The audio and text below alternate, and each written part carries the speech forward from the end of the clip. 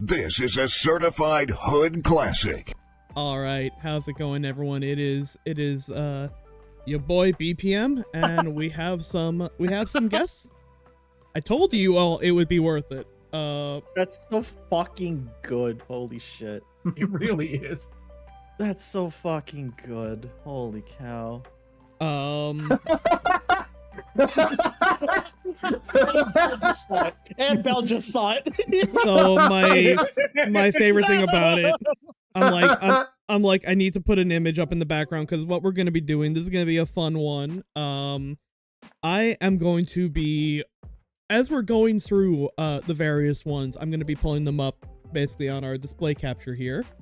And I wanted to have something up while we had no active image. Let's see if I can actually resize that a little bit. So yeah, that beautiful rendition provided by the one and only Peppa Pig is gonna be our we will get to that. We'll get there. In England, they call them bobbies. He's on the list, Neo. We will get to that, and I may have to break my heart a little bit. Also, thank you, Warlock, for that resub. Thanks, Warlock.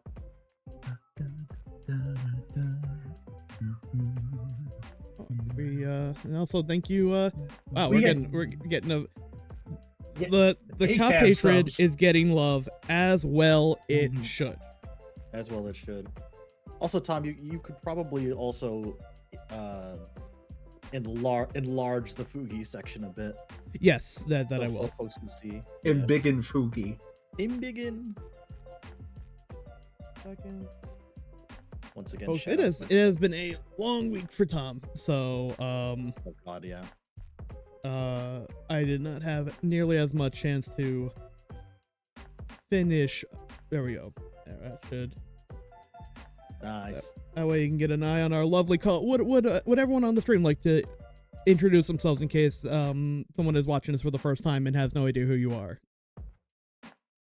Bell, why don't you go? Do you want me to start? Yeah, go for it. Okay, hi, I am Belrose, BELLEROSC. I'm a VTuber, plant-based but not soy, and I'm here with my good friends, Chef and Tom. Hey. And, of course, Vampire Yoda. First time we've done anything together, I think. I believe so. Yoda's a good friend of ours. It's Yoda showing up here for a non-Rompit stream for once. For once. Yeah, out of your element. But just exactly. But you know, I hate cops, so fuck it, I'm here. All should know me by now, but for those who don't, name's NJ Chef, Cyber Dragon VTuber, member of the New York Stock Exchange. I also hate cops, so this is gonna be fun. And much like Tom, I might have to take a few of my favorites out behind the shed. Yes, so we do have a few rules in place for this. We are including. Have we gone over what this is yet? Tom? So this also real quick for those who haven't, Vampire Yoda is a longtime friend of the New York Stock Exchange as well. Usually comes on for Rompit streams, so this all started when basically the four of us had a conversation on Blue Sky. So while working, I had a movie up while I was working. One by one Roberted Cop. Yes. And particularly, it all started because I don't know if people have seen RoboCop versus like RoboCop 2. RoboCop, one of my all-time favorite movies. Paul Verhoeven is not what I would call the most subtle director of all time. No, not at all. Yet, No. for some reason, this has happened on multiple occasions now. People have missed the subtlety, and I say subtlety in quotation marks, in his works. It has happened with Starship Troopers, and it has happened with RoboCop, where RoboCop came out and people, I've heard things like RoboCop is propaganda. which it absolutely is not. And we will get to that. It is not, but I feel like it started the whole like popularizing cops trend. I would say it's one of those movies, like Tom was saying, everybody missed the point, including including itself with the later entries in the series. Well, yeah, it's the first one was kind of a serious entry, and then the second one it got goofy, and then like I don't know how many RoboCop movies there were, but it just sort of got goofier. So for the second one, because apparently Paul Verhoeven is too subtle, they said fuck it, to make sure our message is not missed in the fucking slightest. Let's get Frank Miller. And what do we get when we get Frank Miller? We get literal fucking SS officers. I'm gonna have to share my screen with everyone in the call. Yep. So you'll be able to see. Yeah, that more. I would like that actually. Yes. Then I can put that on my end too. Let me do that. I said this on Blue Sky, but it took me literal fucking decades to realize OCP was an anagram for cop, and it made me real fucking mad. Like it is just like an SS symbol with like the word cop inside of it. I don't think it was intentional in the first one for OCP and cop. It is incredibly intentional for 2. So like I was saying, Neo Ivan, Paul Verhoeven is not exactly a subtle film director. He is very direct with his satire, but America missed the point of Starship Troopers and missed the point of RoboCop, so they're like, fuck it, bring on the least subtle human being in entertainment media. And we got RoboCop 2, which is not necessarily a bad movie. I don't think it's as good as 1, but also I am a slut for Phil Tippett, who is Fair.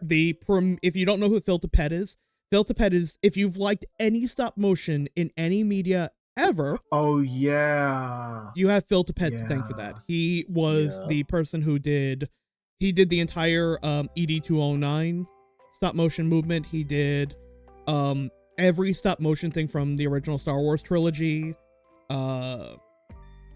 He has his own movie on Shudder called Mad God, which is a fucking beautiful fever dream. Oh my god, recommend. I love that movie.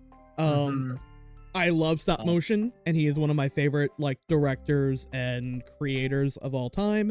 And he did a lot of stuff for RoboCop 2, including the entire basically like second half of the movie.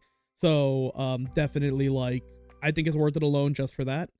But I can also see how some people are just not the craziest about it. I really like I don't know if it's RoboCop 2 that this is in, but like there's this plot about how like I guess RoboCop went rogue or they couldn't control him anymore, so they started building other RoboCops out of like criminals. The Kane and cop. they were just like lopping people's heads off and putting them inside machines, but like all of them like rejected the job, so they're like they're revealing the cop machines, and they all like shoot themselves in the head or like rip their heads off or something. I'm gonna pull up because I think I know the exact scene you're talking about, and it's like it that is entirely the work of Phil Tippett, and that is yes, RoboFlops. That scene is why I did not watch RoboCop until I was an adult. yeah, because so, there's one of them. There's like it rips its head off, and it's like skeletal and wiry underneath it. I came that would downstairs be and I that was would be like, this to my image. parents watching that movie. Yeah, that would be this. That would be this image right here, which like this has like this. While RoboCop 2 is definitely not the better movie, there are definitely sequences in it that are like that have influenced a lot of robotic like amalgamations that I fucking adore. So Phil Tippett, if you're watching this, which I know you're not, I love you. He might be. Continue to do like he might be. Like okay, so I guess we can start off with we'll start off with that. We'll start off with the robotic cop. Let me just swap the music up Robotic cop, yeah. Robert Cop. Robert J. Cobb. Yeah. Robert T. Cobb. N- So, is RoboCop ACAB? Which, by the way, like that entire like thread that I had on, we had myself, Bellerose, Yoda, and Chef all kind of discussing, well, does RoboCop fall under ACAB? Yeah, I've always kind of wondered when we're dealing with the world of fictional cops if there are exceptions to the rule. And I just started listing out fictional cops. We've got a few guidelines that we're following. We're not talking much about superheroes because I feel like that's a different thing. We are including some detectives because I understand that cops don't solve mysteries, but detectives work closely with cops. I think there are some that it applies to and some that does not. Also, Adrian Barbobot is never a cop. So we kind of have to figure out what is a cop. How do we define cop? So like I was thinking somebody with a position of power and authority. But is only a cog of their respective system. Yes, I'm with Yoda on this one. I think system matters over personal responsibility. Because let me put it to you this way. I think there are good officers. I think there are people who are police officers who may be good and may be helpful and actually want to help people. But I'm hearing myself a little bit. Not anymore. You're fine. Okay. I think there are police officers. Oh wait, hold on. Now it's back. Yeah. I hear it now too. Hold hang on on a second.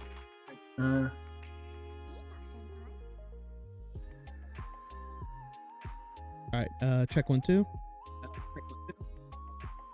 I think it's coming from your end, Yoda. Okay, let me see what could be doing it.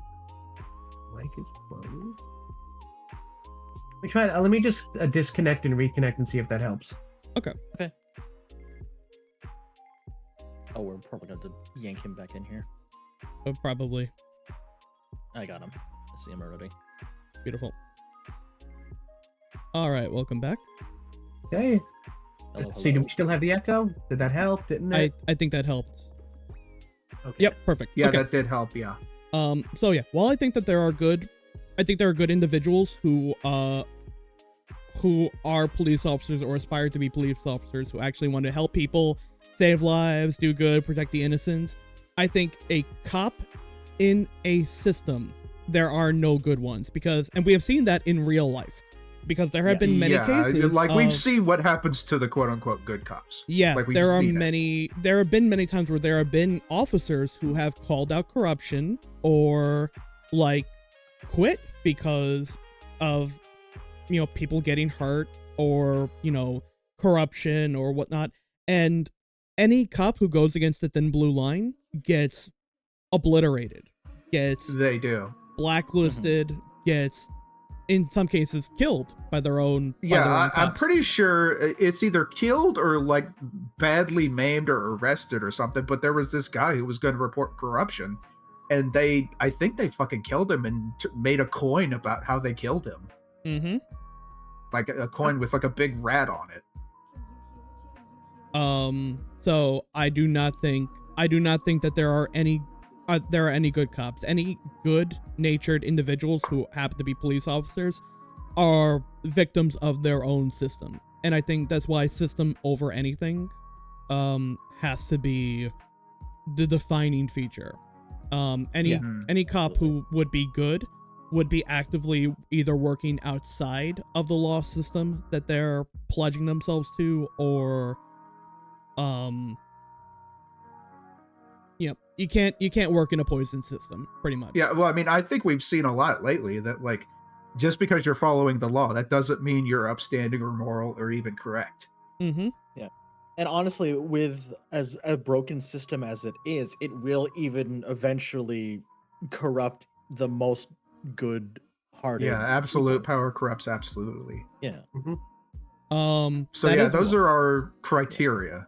Yeah, above all, like Tom said, above all, the system being, you know, the system being corrupt, I think, is what defines it more than anything else. Which Yeah. is why RoboCop is such an I think is such a good one to be leading off on it, because Mhm, I don't yeah. think I think that RoboCop as a movie is as far from RoboCop the cop is still ACAB. Yeah. Yes. Officer Murphy himself, yes. Murphy might be a good cop, but he's still a cop. And again, this is where I can't believe people think Paul Verhoeven is too subtle. The entire plot of RoboCop is a cop gets suited, killed in the line of action, revived, put into a suit of basically armor that has a literal directive built into it that he cannot harm any members of the Of OCP, yeah. of OCP, which is the Yeah. it's Amazon. It's basically fucking Amazon. It's the Oh, I never connected those dots. Holy The shit. guy dies and they ask him to come back into work. Yeah. Uh-huh. And they literally put a directive in it that says you have to protect the Yeah. innocent, you have to fight crime, but you can never disobey The shareholders. the shareholders of the parent company that's sponsoring you and literally paid for you, even if they are actively breaking the law. It is the directive that overrides every other directive. And yeah, if you remember, we it's actually literally a never knew what that corruption directive. Yeah, and if you remember specifically, we never actually knew what that directive was. It was revealed like 2/3 of the way through the movie. Mm-hmm. And Yeah. the final, overall thing of it isn't overthrow that directive. It is fire the person who's actively holding a gun at the CEO so that he can be shot out of a fucking building. Yep. Right. So he never actually overcomes the directive, does he? No, it's still in there, No. and that comes up Yeah. in 2. Yep. Right. It's still in there. He forced the CEO's hand to fire the guy so he can get past that directive. Right. Mhm. It's like kind of the Harry Potter rules. Oh, I made you do the obscure thing that lets me defeat you. Mm-hmm. Also, go Knicks. Fuck Boston. Fuck Boston. I would say I agree with everything said, but I would go further with it, and I would say not only Murphy as a character is definitely ACAB, but RoboCop is a victim of police violence himself, in my opinion. Oh, absolutely. Mhm. So I have kind of a interesting thought on it. It's like one has to have free will in order to be ACAB, right? Yes. Because is Officer Murphy even capable of free will? Yes. Can any of this be blamed on him? Towards the end of the film, he does kind of gain sentience and fight the programming. He does specifically, he gets his memories back. Of the life he had before he was RoboCop, which plays into further RoboCop movies, and that okay, he's Murphy again. He's no longer RoboCop. Okay, but he still has the directive though, right? Yeah. Yes. Okay. I think that directive, as long as that directive is there, he has to be ACAB. Has to be ACAB. Has to be, Until that programming is literally taken out of the system, it's ACAB. But RoboCop and then as even media after, if is... it got removed, he would need further testing. Mm-hmm.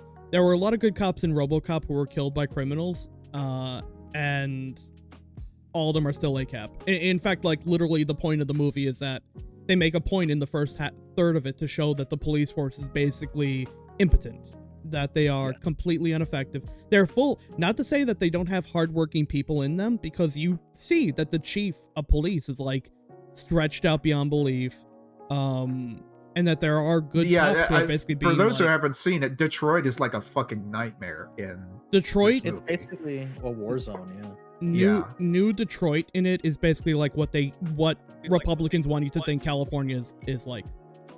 Yes, 100%. But yeah, so I think that we so far. None on the list are that is a 0 for cops that are not ACAB. Let's go ahead and move on. We have a list. So we're rating by cop, not cop, and bastard or not bastard. RoboCop is a cop bastard. Let's see. Next, let's move on to one of the suggestions from Yoda. And this is interesting because I feel like there are multiple iterations that we can go with this. And that would be for Mr. Carl Winslow. Carl. Yeah. I would say straight up, Carl is ACAB 110%.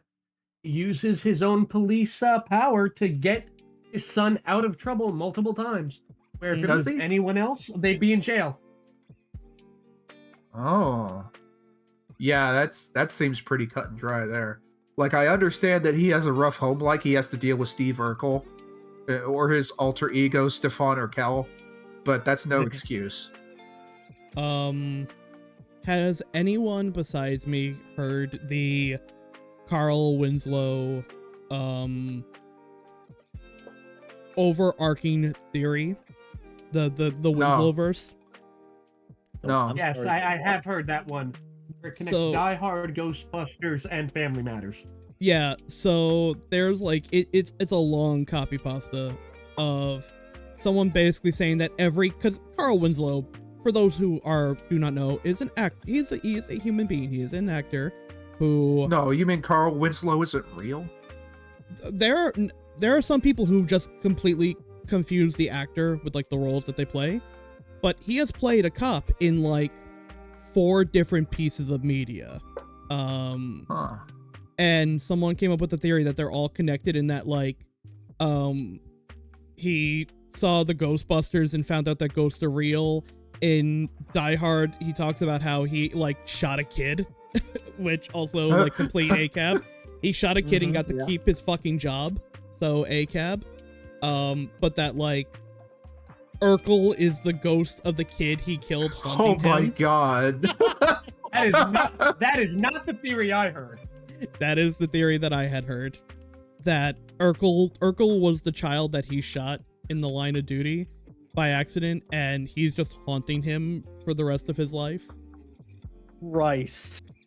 I would like to think that Urkel wasn't actually like that when he was a kid. Like, he came back just as this completely obnoxious version. Yeah.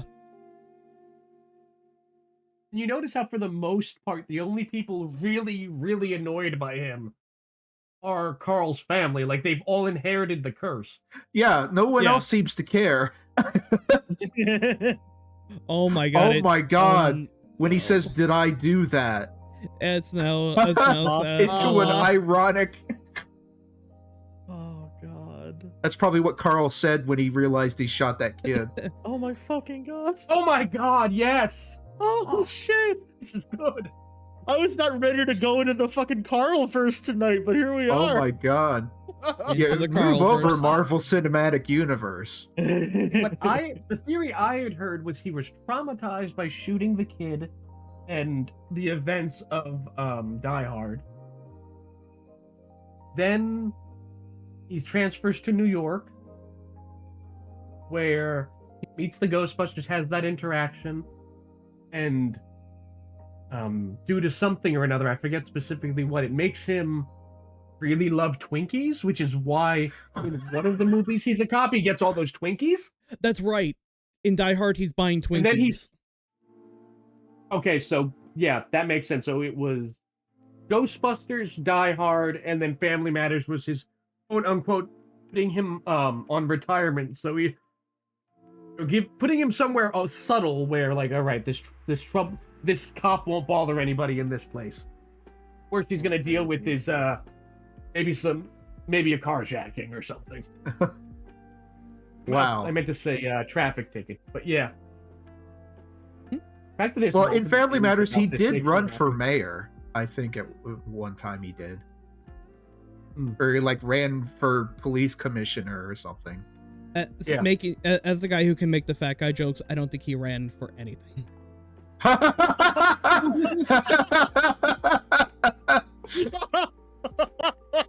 Don't let him hear you say that. Listen, I'm over 12. I'm fine. I ain't in any danger at all. Oh My God.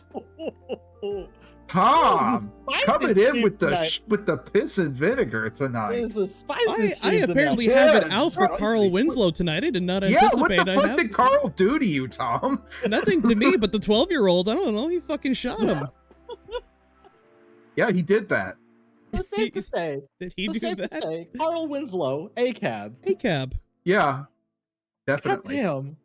Sorry, All right. Carl. Next time, don't kill a kid. I don't know what the fuck. Yeah. If that like ain't enough, like don't kill a kid. All right.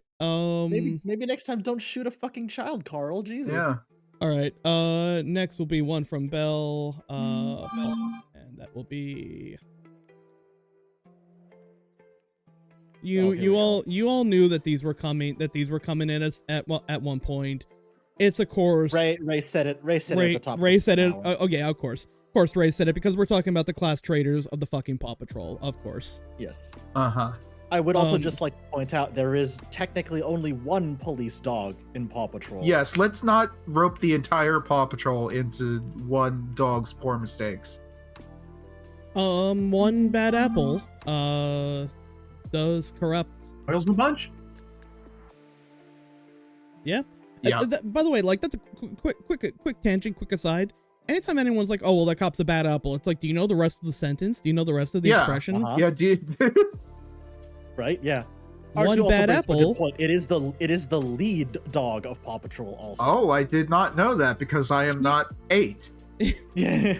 Carl So- Carl Winslow has not shot you yet. You are too old to know about the Paw Patrol. I have a personal story connecting to the Paw Patrol because when my nephew was still young, Paw Patrol was all he would ever talk about. It was literally his favorite show of all time when he was young. And I was babysitting him one afternoon and I sat down and watched an episode of Paw Patrol with him. And the only thought that was running through my mind was, wow, they're starting the propaganda real fucking early, huh?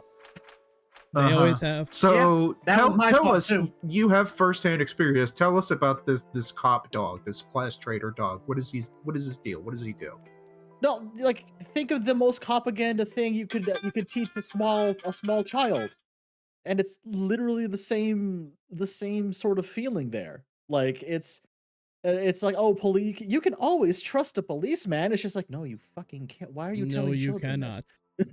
Why are you telling a child? There's literally one of the lessons of an episode was literally you can tell a cop anything. No, you can't. In fact, Stop you should doing that. you should shut the fuck up. Yeah, you should do the exact opposite. You should tell them you should shut the fuck up, or at the very least tell them I ain't talking to you without my lawyer present. You know Hassan, the liberal streamer, when coming back into the country, he got detained by ICE and he talked. He didn't shut the fuck up, and that's why he got detained for 7 hours. Mm-hmm. Shut the fuck up. Mm-hmm. Because people, and like I've had this discussion with Zalora before, but like people are always afraid, like, oh, if I ask for a lawyer, it's gonna make me look guilty. No, that's literally saving your ass. Yeah, I mean, This is what lawyers if you do not ask for that lawyer, you're just kind of you're gimping yourself. You're going to a knife fight with a rock or a gunfight with a knife. If you like ever really want to know, and it sucks because like it's put your YouTube on incognito mode, but police body cam footage for I say put your YouTube on incognito mode because there are so many fucking thin blue line dick sucking channels on YouTube right now that like are like the biggest cop glazers, more glazed than the donut that bears their name. But cops put their body cam footage up on YouTube, and it is see it all the interesting. time. It is interesting to watch it and see how they lie and manipulate to try and get people to either admit to something or goad them into attacking. Yeah, For example, if they're like starting an altercation with somebody, what they really need, they don't care if it's like right or wrong, or if somebody is actually guilty or whatever. They just need plausible deniability for whatever they do. all a cop needs to say is stop resisting, while they may be actively beating you while handcuffed. And if they say stop resisting, they can hit you with a resistance charge, even if you didn't do shit. They do that. Cops want you to talk, nothing more than for you to talk without your lawyer present. Yes. That's why they will ask you questions, even if you say, like, I want to wait for my lawyer. At that point, they cannot ask you anything. Legally, they're supposed to stop talking to you right then and there. Right, but they probably won't. As soon as you ask for a lawyer. Oh, yeah, no, I was getting to that. Yeah. As soon as you ask for a lawyer, legally, they're supposed to stop talking to you right then and there. They'll still ask prodding questions to try and get you to slip up and say something, which legally they cannot do, but they'll still try and do it anyway. Another really important thing is they'll never tell you you are actively under arrest. They'll tell you either you're being detained, or they won't even say you're being detained. So if you get pulled over, let's say, and a cop asks you a question like, have you been drinking tonight? I want to, I'm not saying anything without my lawyer present. Well, sir, you're not under arrest. So you can only invoke a lawyer when you're under arrest. That may be true, that you can't actively invoke a lawyer until you're under arrest, but it doesn't mean you have to talk. You can still shut the fuck up. So R2D2 in the chat raises kind of an interesting situation. What if all this is happening and you just tell the cop that you shit your pants? They'll still book you. They'll just make you pay for the squad car cleanup. Oh, damn. Also, let me rephrase one of Ray's famous lines from one of my favorite rants from him. I will tie him into a burlap sack and throw him off the Verrazano Bridge, Tom and Jerry style. Yeah. So I guess the good thing about this cop is that they can't question you because they're a dog, and maybe you could just like buy them off with a dog treat or something. Here's the thing most people don't know is that little puppy is actually older than he looks. He was actually at the MLK civil rights riots, and he has blood on his fangs. Oh, he's a fucking class traitor. I missed that part of the fan Wikipedia. Oh my fucking god, that's so funny. He is a class traitor. He is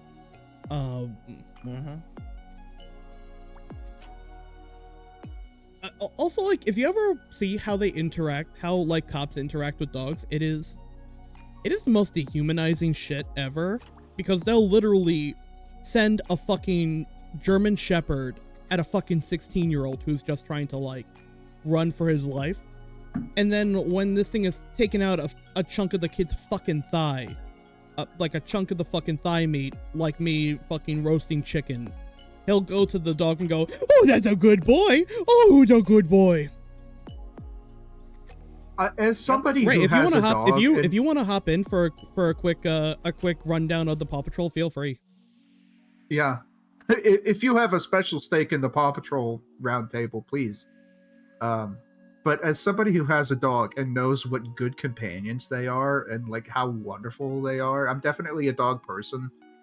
Taking a dog and like you can do a lot with a dog. A service dog that's like for blind people or for people who have nervous disorders or just something like that. A dog like that can be a lifelong companion and help you out. Like, no, there have been dogs that have smelled things that are dangerous, that guard dogs for your house.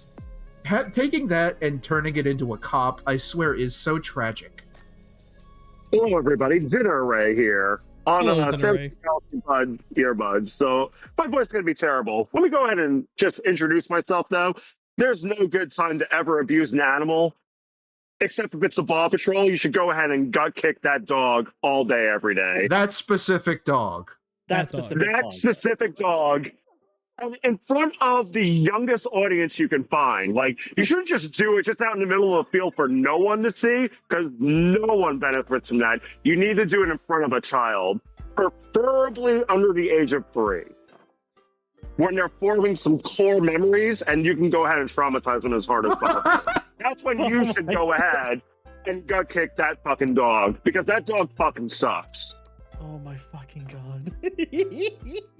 We'll have to work on a machine that can make cartoon characters real first. Also, like, a sad fact about, you know what the biggest danger to most cop dogs, like, are, besides Ray? Their own partners. Cops! Yeah. Cops shoot Yeah, more cops. fucking dogs on average than any other job on the planet, and I include animal executioners and veterinarians in that. Yep.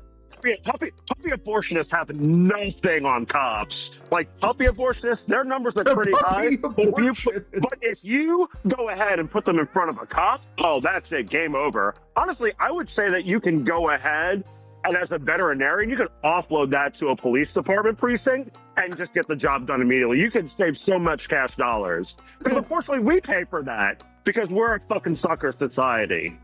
We pay for dog killing. That's where your tax dollars go to, everybody.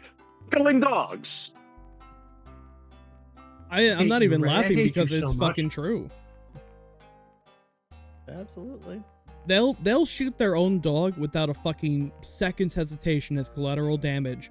But God forbid if a, you know, and it's human reaction. If you're standing still and a fucking mastiff or like a fucking like mastiff-sized dog or German Shepherd comes breaking down the fucking door and goes for your jugular, it is natural like reaction just to like raise your hand to try and like protect your fucking throat.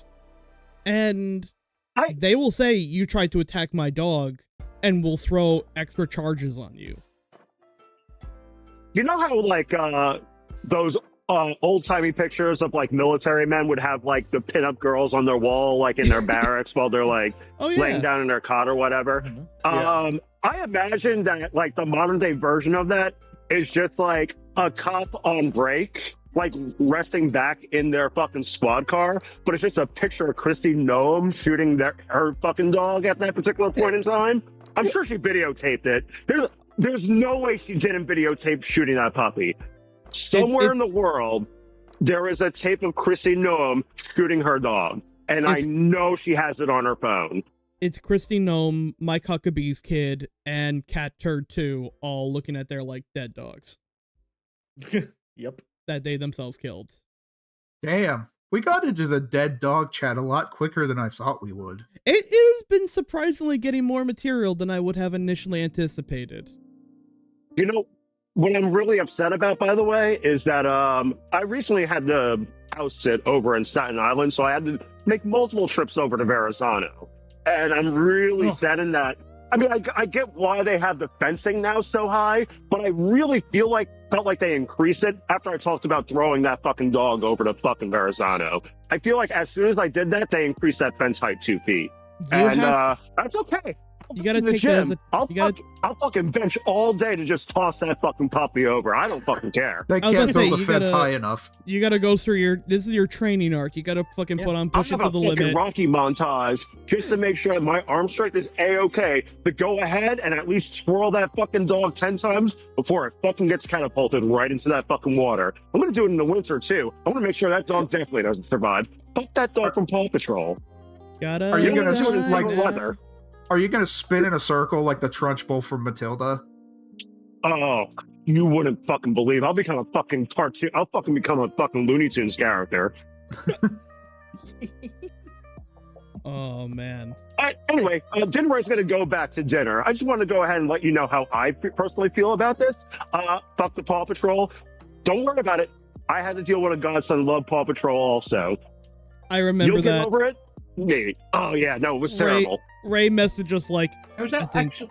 I think he broke my heart. Yeah. Yeah, no, he broke my heart, but it's okay. He's now in the Kirby. So you know what? All is forgiven. Oh, Yep. okay. People can change. Yeah. Exactly. Yeah. Is the fire dog at least cool? Like, is he okay? Firemen are You great. never heard a song called "Fuck the Fire Department." You heard a song called "Fuck the Police." Yep. When they make us think of fuck the fire department, we're probably all fucked. I think that dog is actually a-okay. But fuck Yeah. that fucking cop dog. Fuck them. Because If you are over the age of 5 and you still like that dog, fuck you. Yeah, because just in case people forget, firefighters All right, will take care of peace, people. protest. Gotta go. Later, Thank buddy. you. Firefighters will protest police officers. Like, it's happened. Mm-hmm. Cop, So, like, 'Cause they're firefighters are taking- okay. they're taking their fucking budget. Yeah. Cops suck. Firefighters, listen. If you have the unfortunateness of having a woman in your life who thinks that a cop outfit is sexy, I got 2 words for her: UPS delivery driver Fireman. and fireman. Both. There isn't any job on the planet Earth that an Amazon delivery driver or a firefighter can do better, more efficiently, and with a bigger dick. If the firefighters are Mario, cops are Wario. Yes. Yeah. Next on the list, now we're getting into the break our hearts territory. Uh-huh. Commissioner Gordon. We said A on this list, complicated case. we said on this list that we weren't going to be doing superheroes, even though I think that there is a case that Batman is cop adjacent, and the cop adjacentness is entirely on Commissioner Gordon. And So let's take a look at his situation. He's in Gotham City. Mhm. And Gotham City is kind of like Detroit. It's a shithole, supervillains running around. Like, Detroit doesn't have supervillains. Gotham has supervillains. Detroit does have supervillains. They are called meth heads. Oh, I see. Well, never mind. It's been a while. I feel like he's just a guy doing the best that he can. I think the crux of the entire thing relies upon the whole system aspect we were talking about before, because Gotham is particularly corrupt. Yeah. But the reason that he's like a kind of one of the good characters is that he resisted corruption. Like, he works in a corrupt police department, but he's not, well, I mean, if he worked, god damn, this is So, a complicated case. I'm gonna save my thoughts on this till last. Chef or Yoda, what are your takes on this? My take is, Gordon is definitely,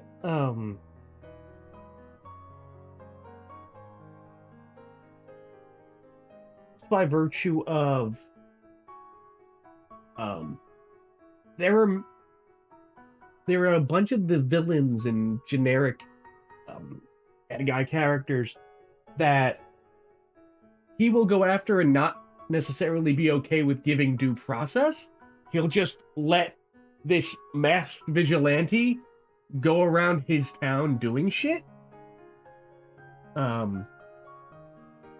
He covers for the entire Bat family. And I kind of think that the fact that he's down with the vigilantism and to that degree, and is completely fine with like Red Hood existing and planning to kill the Joker, that I think Gordon's a good man, but he's still a cop. Like, didn't we say that, like, is a character a cop and is a character a bastard?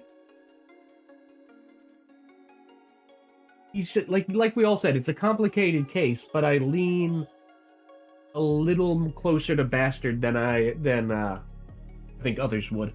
Yeah, you make a good point in that he's willing to bend the rules for his specific favorites, which is a corrupt cop trait. Even if his favorites are on the side of good, they're on the side of good, but they're not on the side of law. And also, this thing that Batman does is not working. It's really not working.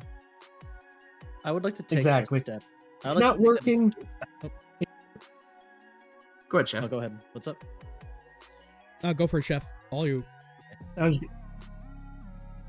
I would just like to take that a step further. And honestly, this would I'm kind of sad about this one because Commissioner Gordon is legitimately one of my favorite comic book characters. But the point we made earlier of characters being a part of an already corrupt system. As good-hearted as Commissioner Gordon is, he is not only a part of a corrupt system, he contributes to a corrupt system. Because where does he send all of those villains, all of those criminals? Arkham Asylum. And he continues to send them to Arkham Asylum after it's proven time and time and time again, it doesn't work. So all he's doing is perpetuating a cycle of crime and violence. I mean, maybe something could be said after the Joker escapes for like the second or third time, and maybe somebody could say, maybe we shouldn't be sending them to this asylum where they could just get out. You know, maybe we should try something different. But you're right, they always just get sent to Arkham Asylum, a place that does not work. I would argue another point that in Gordon also knows, depending on the continuity, that Arkham not only doesn't work, has the revolving door, but is abusive and still puts people in it. Mm-hmm. Yes. Yeah, I mean, Arkham itself is corrupt as well. Yeah. Well, that not may be the main DC canon, but like it has been illustrated in several other scenarios that he is more than just complicit in it. He willingly participates in it. So, yeah. Sorry, Commish. Yeah. We understand that you're in a tough situation here, but some of the things that you do, if you were a good cop, you would not be doing those things. I think everything centers around a bit of a moral conundrum. And this is a tough question, and that is, do you think evil can be rehabilitated? And do you think a system can work? I think we have shown repeatedly, and y'all put it perfectly, Arkham as a system does not work. So putting people into a system you know is corrupted and broken is bastard. But the idea of we can rehabilitate someone, or I think kind of the core tenet of Batman says it directly to Harley in that one episode, I had a bad day once. Right. Everyone is not their worst day. And I think that is going away from Bastard, but the system is still corrupted. I think in an ideal situation, if the system worked, Gordon would not be a bastard. And I think that the piece of media that completely obliterates my heart in this scenario, and we can't really talk about Commissioner Gordon without bringing up Killing Joke. Yep. Barbara Gordon, right? That whole thing is torturing Gordon. More so than Batman is not the target in the Killing Joke. Gordon is the main character of the Killing Joke. And it is the Joker trying to show Batman that he can break someone and turn them against the at least guiding principles of quote unquote good.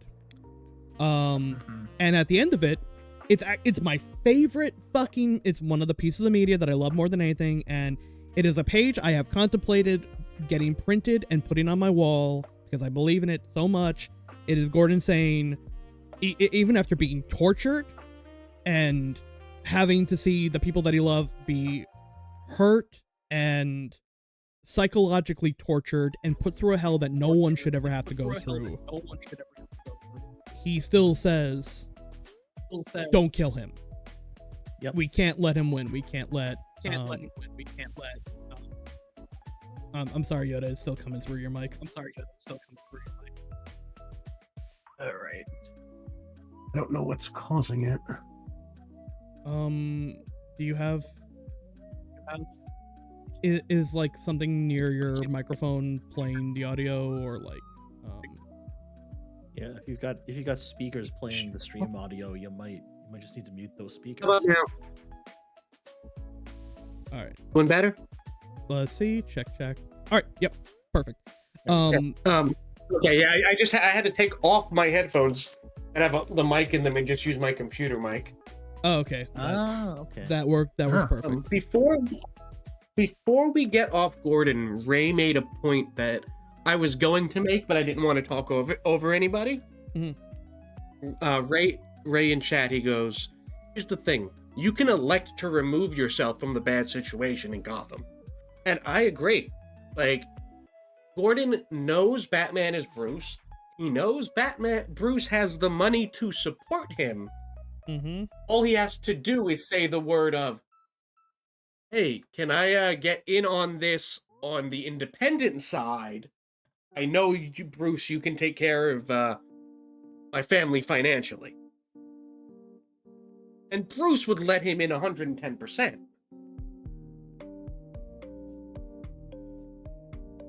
And Batman and the cops need each other. They are a symbiotic relationship, and that is why ultimately both end up on the side of Bastard. But yeah, Gordon completely breaks my heart. I think he is a fantastic character. I think he's the closest. He's not the closest. He's one of the closest I'm going to come to saying. I don't think he's a bastard as a person, but he's still part of a system that is ultimately it's not entirely his system. fault. Yeah. And again, he's a good man. He's a good man, essentially trapped in a corrupt system. Like In I a would corrupt argue, city, like everything in Gotham sucks. Most corrupt everything. Everyone else who, like, Gordon is like the first line and maybe like half of a B on Bastard. Everyone else in Batman, bastard. So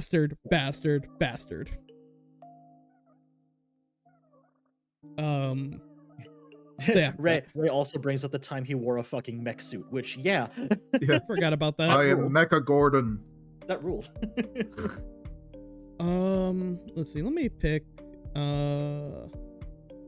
I've been picking one from the list. Do any of you want to throw one out? Where is the list again? So if you go on to Bell's Discord and in the Secret Garden. Got you. Oh, Jeebus, I knew I forgot to do something. Yeah, I don't think you're in there yet, Jeff. I forgot to join the fucking Discord. Hang on, I got you. Weren't we just giving Ralphie shit for that last week? Just because it's a fun conversation and we all know the answer is bastard. It's still fun to talk about. No, it's a nice, sophisticated conversation between the smart, handsome people. If you need an invite, Jeff, I can send you one. Yep, I'm on the Discord now. Okay, cool. Okay, let me get you your roles here. There you go. You should be able to There see you the are. Secret Garden channel. Yep. Yeah, take a look. We've got a lot in here.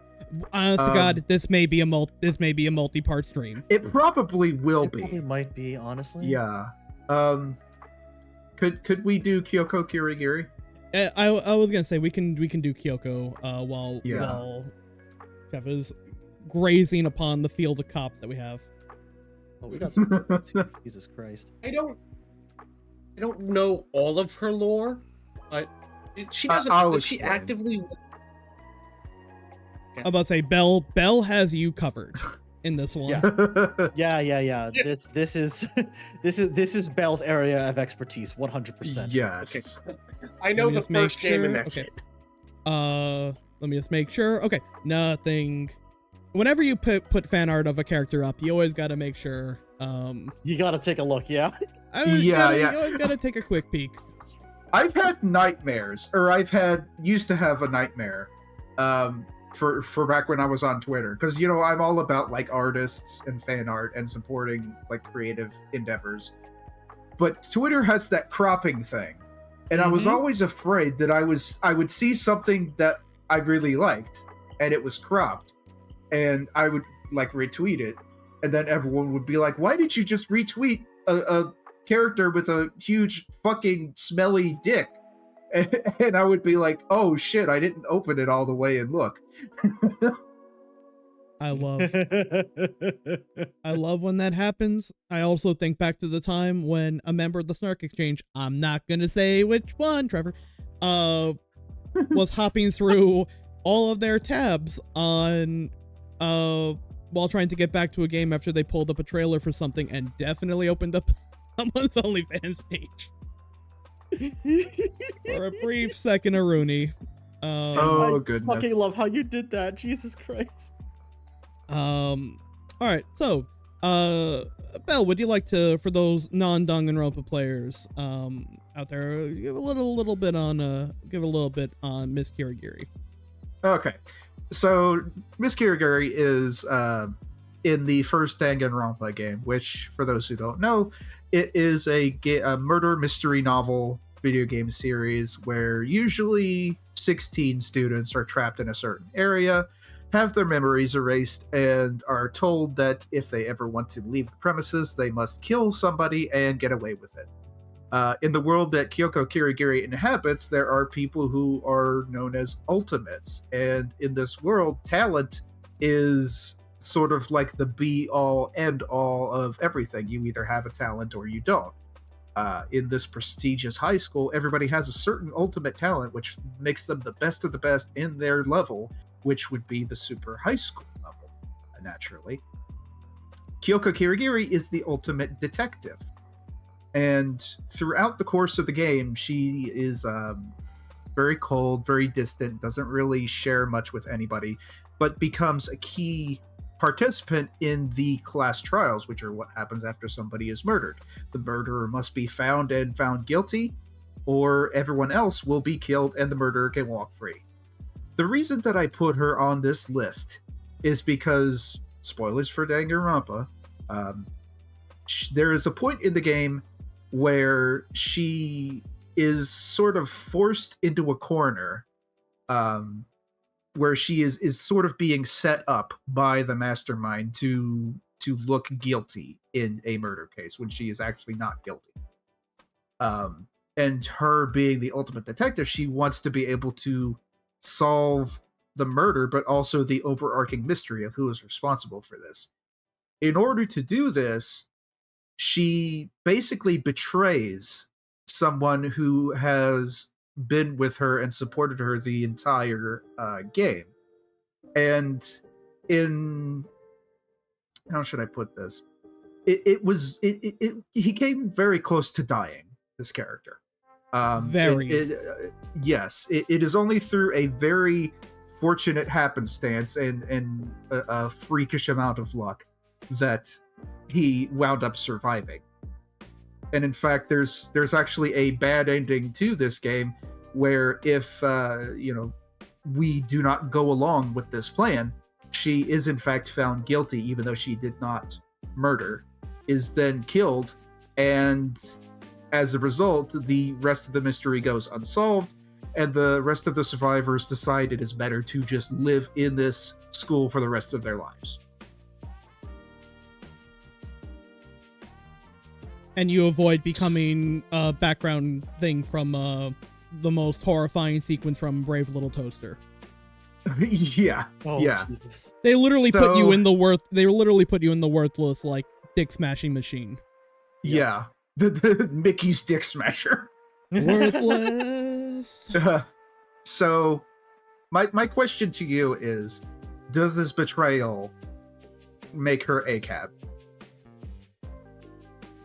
I do not. Put it this way. Over Yoda. Without having full sorry to interrupt like that. If I don't have full contact, I'd argue if there was no other way to get it done, no. If she chose that because it was the easiest way to do it, then yes, that makes sense. But I don't remember the sort of a little more context for this. If this blame was not pushed onto somebody else, she would have been murdered, would have been killed and punished. Because the mastermind had made the situation to point, for all things to point towards her. So, By the rule, if she dies anyway, and she isn't the guilty one, don't all the other kids die? At least as far as the character knows. That is true, but in this case, the mastermind cheated. and I think that Fair, is the but she didn't- crux. I think that that's Yeah. the crux of everything. You cannot win in a crooked casino by playing straight, by playing for the rules. Right. In Up order until to- this point, the rules had been followed, but she was getting too close to certain details, and it was then decided that she was basically made a target. I think that when a person decides to cheat in a game, all bets are off. All the structured rules, all the if you're gonna break the system, then the system also has to break for you, and you do what you have to get to minimize damage and get harm. And I think again that kind of goes back to the whole system thing that we were talking about before.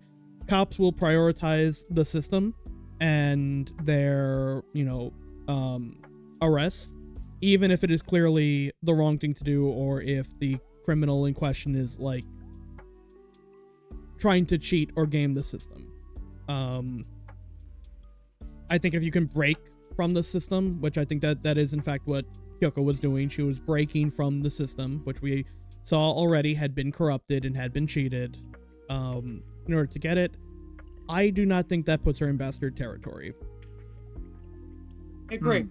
I think Interesting, the yeah. way it comes across is she screwed one person in the hopes of saving everyone else. It sucks for that one person, but I think it's an understandable thing. Mm. Yeah. It's not like It's and if I'm not sacrifice- mistaken, after it happens, doesn't she like own it and she apologizes to him and owns what she did and why? It's not like she tried to shirk the responsibility, correct? So to her credit, you're making some good points that I hadn't considered. She does go to this person ahead of time and tells him to trust her when she makes this gambit, and then that person has the choice of either going along with her lead or actually not doing that and working within the system. And that's what leads to the ending where she actually does get killed. Mm-hmm. Again, system killed and She's destroyed not people. ACAB. Yeah, I don't think. This is a vote for me on not ACAB. Same with me. Chef, you were saying something before. Yeah, I have never played a single Danganronpa game before, but from what y'all have been explaining thus far, I tend to agree with both with Tom and Yoda here. Like, yeah, I don't think this counts, honestly. Honestly, Chef, good stream idea. True. Yeah. Good, You know, I'm good down for potential. that. Good potential stream idea. All right, so I think that while we're on the subject though, I didn't write it down, but I can kind of write this one in real quick. Yeah. I'm gonna break Big gumshoe. my Break your heart. Yep. Let me just wait for this image to load. Dick Gumshoe. His heart's as big as his dick, but he's still a cop. Yeah. Yeah. I mean, my big thing here is that he's not competent. I feel like he would break cop oath to help his buddies, but he absolutely hasn't would. done it. Yeah. But I mean, the fact are we giving him thought crimes now? Are we arresting him and trying him for things that he hasn't done yet? That sounds pretty cop to me. But also, he hasn't. That's the fault. He hasn't done them. He hasn't broken the law for his friends. He's still working for the fucking system. My thing is that he can't be trusted because he is not competent. Because I would not trust him with my life. Yeah. Like if I was on trial for something, Yeah. like I could not place my trust in him. I would say, I'd raise my hand and be like, "Could I get somebody else? Do you have any more back there?" Here's my question: does incompetency absolve him of being an officer of the law? Well, if he was incompetent and if he was in a system that worked, then he would not be in that system for being incompetent. He also dated another very, very cop Oh, with true. Margaret, so I instead forgot of about dating me, so I don't know. Him being in this system means that the system does not work. Yeah. Yeah, fair. Do we put all the prosecutors also on the cop side too? I would argue no, because the prosecutors and the defendants, they're sort of outside of the cop realm, because it's their job to analyze evidence that is given to them. Even though in this game we don't actually do that, we are kind of like detectives as well. I would make the argument that since prosecutors work so closely with law enforcement, I don't think they're exempt. And that goes for real life as well. I think it can. I think they have the potential to be cops. I don't think every one of them is a cop. I think Edward starts off as cop as you can get, but turns around on it. I think Manfred von Karma is a cop till the day he dies.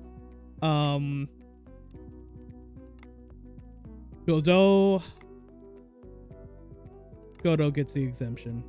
He is clearly working outside of systems for a greater good.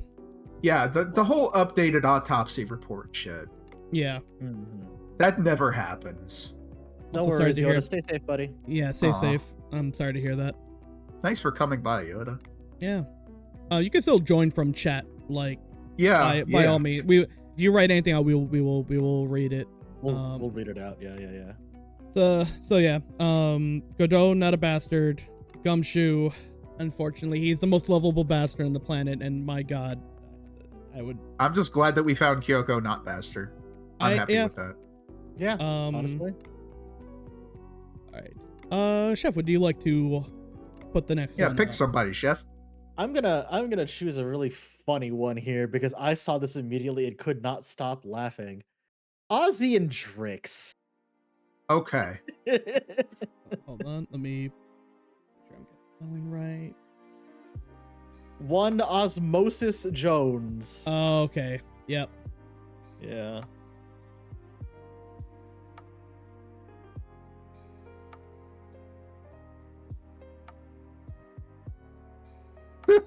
Excellent picture that you chose. Yep. So Okay.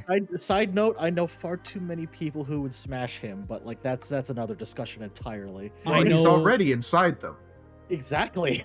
That's the I joke. know one thing about Osmosis Jones, Mhm. and that is in the middle of Osmosis Jones, which is ostensibly it's a kids movie, right? It is. Hmm. One Kid Rock starts singing a song about fucking an underage girl. That's the only thing I know about Osmosis Jones. Yeah, he sure does.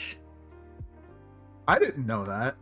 Yeah, there's literally a song on the Osmosis Jones soundtrack, where there's like they play a Kid Rock song on it, and literally one of the lines you can hear in the fucking movie is like Kid Rock saying, "You know, I like him statutory." Like I can't. And this guy's been in the fucking White House. Like how the fuck?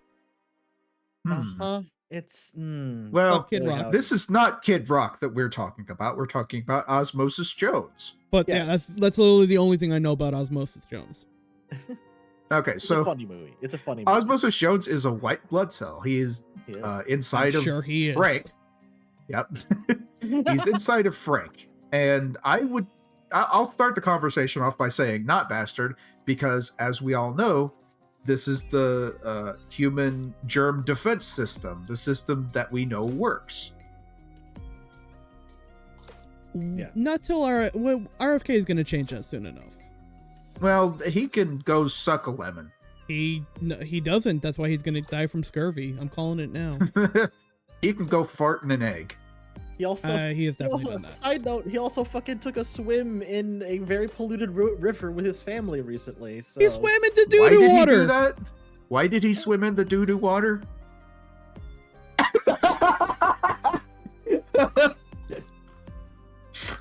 to quite literally own the libs, honestly. I mean, maybe we could get him to drink a bunch of unpasteurized milk to own the libs. He's The gonna do worm that. told him to. Yeah. I feel sorry for the worm. I hope the worm is okay. The worm's just trying to live. The worm is trying to live, yeah. I The mean, worm didn't realize that he infected fucking RFK Jr. yeah, like the worm probably came out of that all dizzy and like debilitated and stuff. I heard about that yesterday of him swimming in the doo-doo water, and like, this is the man in charge of our fucking health and safety.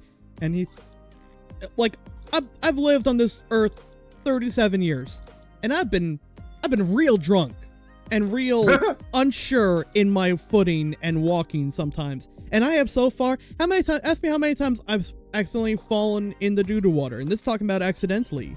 Never. I've lived a doo-doo water free existence in my life, and he went in there voluntarily. Yep. He sure Maybe did. he just likes being in the doo-doo water, Tom. Maybe we shouldn't judge that. I will judge many things. I will also jury an executioner, but then I'm not allowed on a jury anymore, so fuck that. So, what do you think, Jeff? Is he a bastard? Honestly, no. And for one reason only. It's because without him, we'd be dead. Yeah. Like, there is no kind of morality to apply in the human immune defense system. Yeah. Like, it's literally like a jungle in there. It's eat or be eaten, kill or be killed. So, Osmosis Jones bending the rules to get what he wants. What he wants is to keep bacteria and viruses out of us. Ultimately, what he yeah. wants is like the safety and well-being of literally everything in the body and the body itself. So like, Yes. there's So he does whatever he has to. Also, R2D2 is bringing up in chat that apparently he did overthrow the system when it was wrong. he did because the mayor wasn't doing anything correct and was actually willing to like sacrifice the body for the virus. And Ozzy said, "Nah, fuck that. We got to keep the body safe." Yeah. But what about Drix? Is Drix a bastard through means of incompetence or inability? Because all Drix can do is just like painkiller stuff. I would say Drix is not, because in the end, he agrees with Ozzy. He agrees with Osmosis Jones that protecting and keeping the body safe is better than the instructions or the programming that he was sent with. He does, huh? Yeah, he does. And because I think I'm the only fucking person who watched the animated series Ozzy and Drix, they do find themselves, by cartoon logic and shenanigans, in a new body and work together to keep that new person safe and healthy. So I think, honestly, definitely. personally, in this case, we're 2 for 2 on not bastard. Yeah. And if we're doing this, then we could, by extension, include the cells from Cells at Work. Oh, I'm so glad you brought that up. I have seen Yeah. that, and that is that is a fantastic show. Yeah, white blood cell from, he's very ruthless and murders all of the bacteria and viruses, but that's actually a good thing to do because the viruses are inherently evil. Mm-hmm. I didn't know the show existed. It's a good show. No. It's a good show. I've seen. It was a good show. God, I really wish Yukino Joe didn't turn out to be kind of like a fucking weirdo piece of shit. I'm still kind of mad about that. Well, if there's a person who animates a cartoon that you like, odds are pretty good that they've got some sort of unsavory element about them. I don't know. It's just kind of a pattern that's been cropping up. Unfortunately, Tom Fulp still. So Out of every fucking human being. Tom Fulp is that's funny. Out of every fucking person out there associated with Newgrounds, Tom Fulp, still the nicest guy. How the fuck did that end up happening? I saw him at PAX. Yeah. Of all the people, you think Tom Fulp would be the first person to find out, oh, he's a fucking weirdo. No, he turns out he's sane. I have a theory that every, like, unsavory urge that comes in a human being naturally left Tom Fulp's body and, like, attached to Stamper like a parasite. Yeah, it like attaches to everybody who's on his website. Like all the unsavory things, all the bad impulses, the negative intrusive thoughts, they just like osmose through him into the website. Stamper took it all. Or at the very least, Stamper took the fucking majority of it. Yeah. And heroin. He was at like ground zero. And heroin, you're right, yes. Will Stamper, you fucking weird. How did we let him... How the fuck did we let him get away with using the N-word so many times? Jesus Christ, Stamper. He had a funny voice. Stamper has the world's biggest end card pass, and he uses it daily. Yeah. All right, let's do a quick one. You pick another one, Tom. Yeah, a quick one. Yeah. This will be 10 seconds right here. Bastard. I don't like him, bastard. Yeah. Bastard. Yeah, bastard. 100%. Bonkers the Bobcat, bastard. Pete Bad from cartoon, bastard. Pete. I feel like Pete half the time is a cop, bastard. Yeah. Honestly, he literally says in the first episode, I've always wanted to be a cop. So you just told on yourself there, bonkers. Yeah. If you are Also, a cop, what the fuck are you? a What bobcat. are you? Bobcat. You don't look like a bobcat. His name is literally Bonkers T Bobcat. I'm gonna throw Bubsy on the list here too. He hasn't done anything to Bubsy? show that he's a cop, but he's a fucking cop. Bubsy, you're a cop. Yeah. Whatever blows your hair back. Christy. That was a bad time for autocorrect to come in, Christy. That was the funniest Freudian slip right there. All Jesus. cops are boners. All cops are bobcats.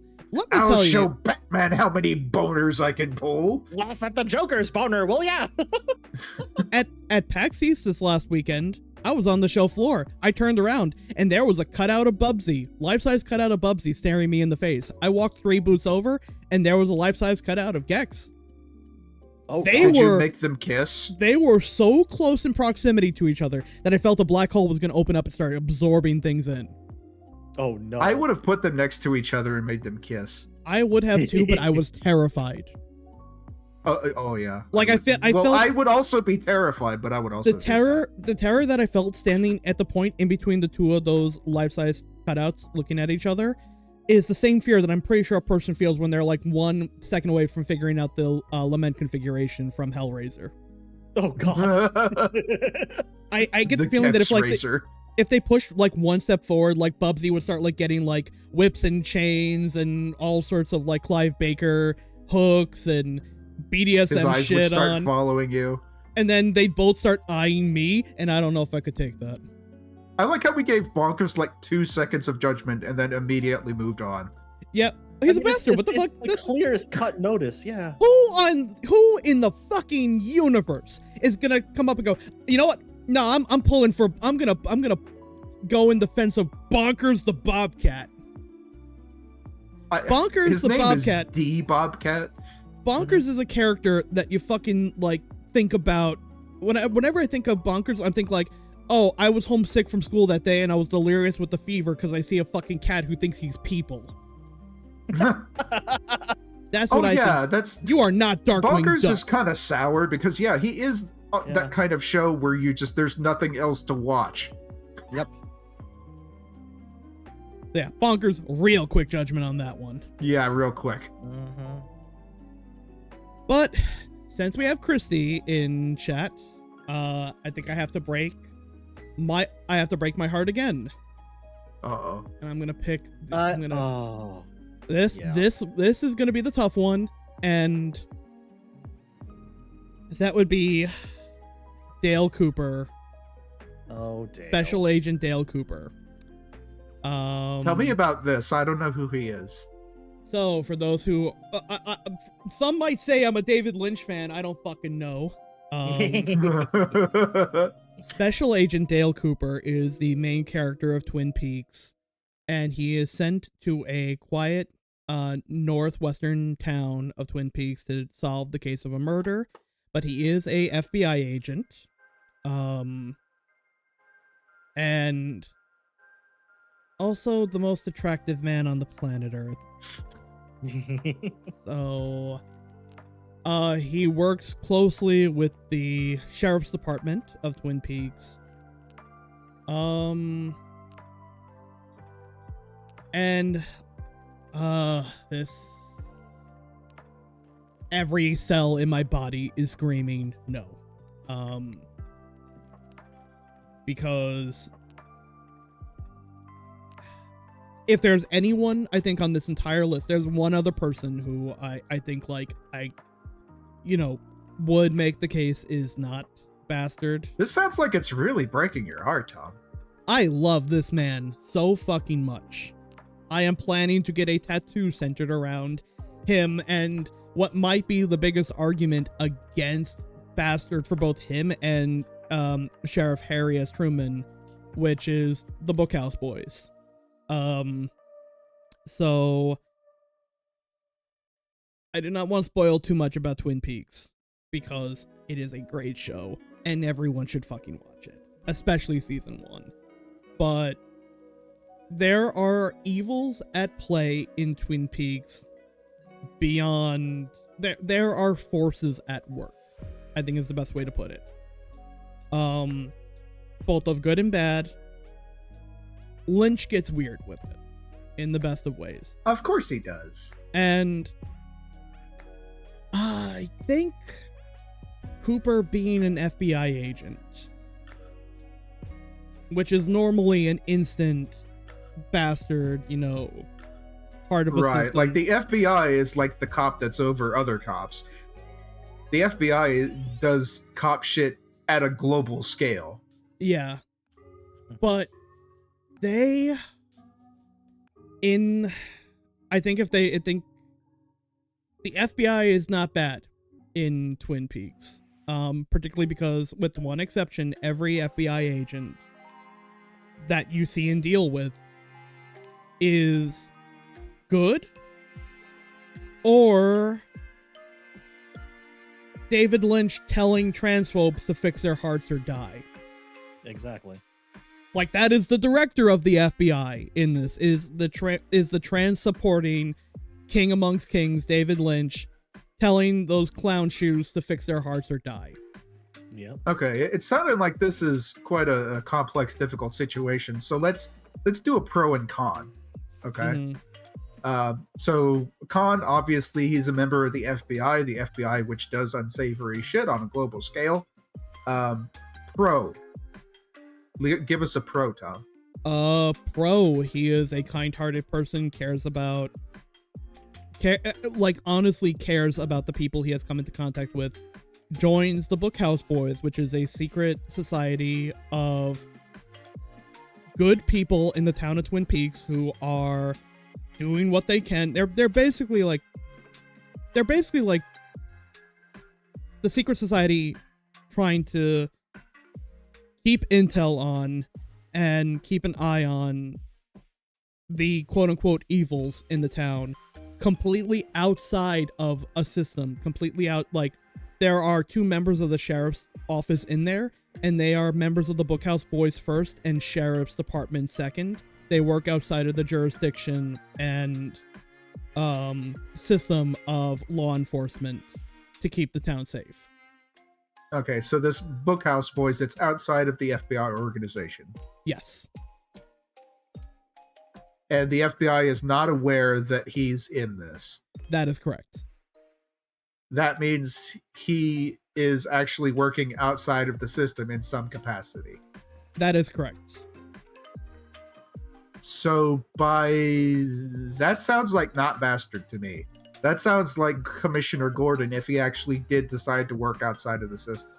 There is a line in The Return, which is the latest season of Twin Peaks, where he does, however, say, if someone says, we have to wait for the FBI, and he says, I am the FBI. Which is a very powerful moment, and I fucking love it, and I get choked up and emotional thinking about it, but it is still the FBI! Well, does he say that? Does he say that? Oh, what am I trying to say? He says it in a the cavalry is here kind of way, not the system is here. Right. So that to me can kind of read like he's saying, I am here, we don't have to go through the FBI. I have clearance to do that kind of thing.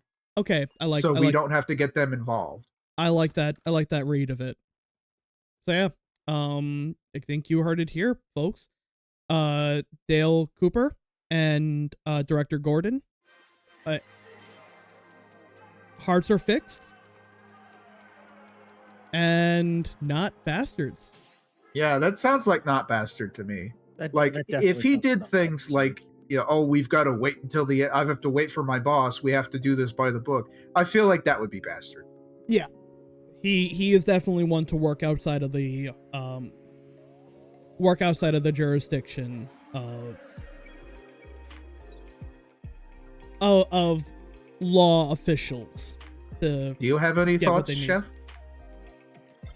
I honestly I don't, because I've not watched Twin Peaks yet. And it literally took the passing of David Lynch to make me realize I should probably go fucking watch Twin Peaks. It's on my bucket list of things I want to do before I die. Let me get this right now. The definitive hey Tom, I want to get into David Lynch watch list. And I know Christy will agree with me, and I know Kurt will agree with me on this one. If you want to get into David Lynch, Blue Velvet. Make that your next movie, like watch it tonight. Blue Velvet, first and foremost, then start Twin Peaks.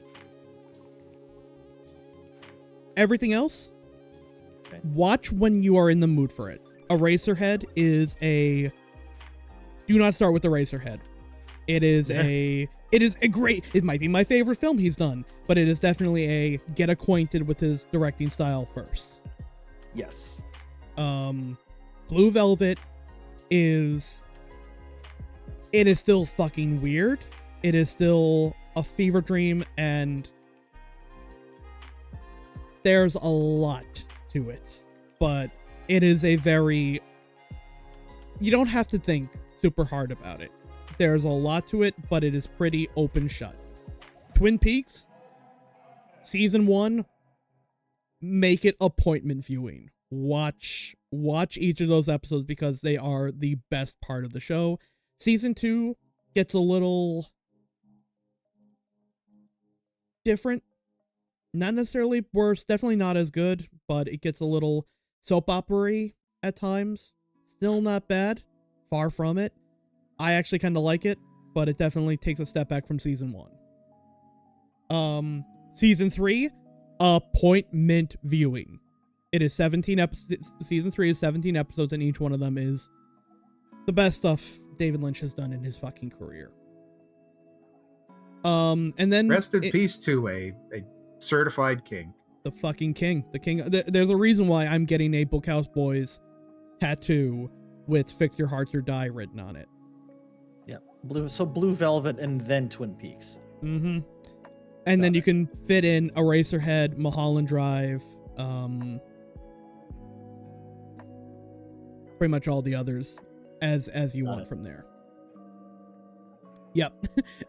The Return, which was from 2017, is David Lynch paying tribute to David Lynch. It's the Obama putting the medal on himself. Also, Christy, if you were not here, we have made the determination that both Dale Cooper and Gordon, the character played by David Lynch himself and the originator of Fix Your Hearts or Die, both of them, not bastards. They have been cleared of bastardism by virtue of Coop joining the Bookhouse Boys. Mm-hmm. And not like ratting out the Bookhouse Boys.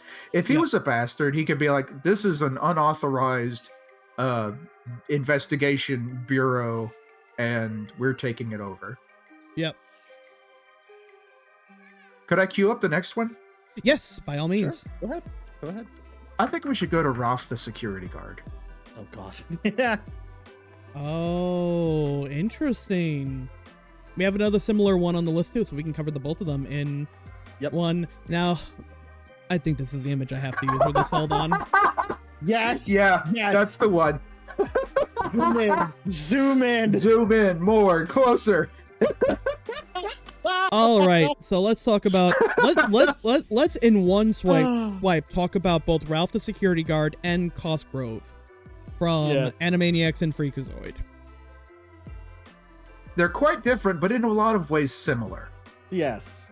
Wow, Christy already saying bastard. What? What? Christy. All right, I'm interested. Well, let's hear your case. Okay. Well, I will have to say, not bastard by virtue of him not being intelligent enough. He's sort of similar to Dick Gumshoe, in that he is completely incompetent in his role. However, Dick Gumshoe's role is to present solid, procedure in order to keep people from being convicted falsely of their, whatever they're accused of. Security guard Ralph is a guy in front of a movie studio, and his biggest task is to catch the Warners and put them back in the tower, which, if he does or doesn't do, doesn't seem to much matter because they can kind of leave whenever they want to. How about to say he is literally Sisyphus? Yes, he is. Yeah, he is. But he is not. I feel like he's barely sentient, and he doesn't know better. So you're kind of arguing the not guilty by definition of insanity. I would say yes. I feel like Ralph is incapable of being petty or vindictive or mean. So you're saying he's too stupid to become corrupt? Yes, that's what I'm saying. Okay, interesting. I can see that. I disagree. I still think he's a bastard. But he is basically the equivalent of the bee guards from that episode of The Simpsons. That's why Homer was the head bee guy. Oh god, yeah. Now, Cosgrove. Honest to God. Christy has clarified. Cosgrove, not a bastard, blows off work to hang out with a vigilante. I'm not even sure if Cosgrove can be classified as a cop. I've never seen him do cop things. That is correct. He is Officer Cosgrove, Commissioner Cosgrove, but we never see him do anything that is even remotely cop-like. I can't think of a single Freakazoid episode where we saw him actively do anything cop-related. It's almost like he's just pretending. Every time you see, cops work in the system, they incite fear where they go, Cosgrove comes up to you with a fucking thing of ice cream and wants to know if you want to go see a bear riding a unicycle. Yeah. Yeah. He also thinks that he can't be married and like meat. He didn't know that you could be married and still eat a ton of meat. Yeah. And he didn't argue with Freakazoid on that point. He just believed Freakazoid because Freakazoid is his friend. He was just I didn't know that. His genuine reaction was literally, I didn't know that. Although you do say that he doesn't incite fear.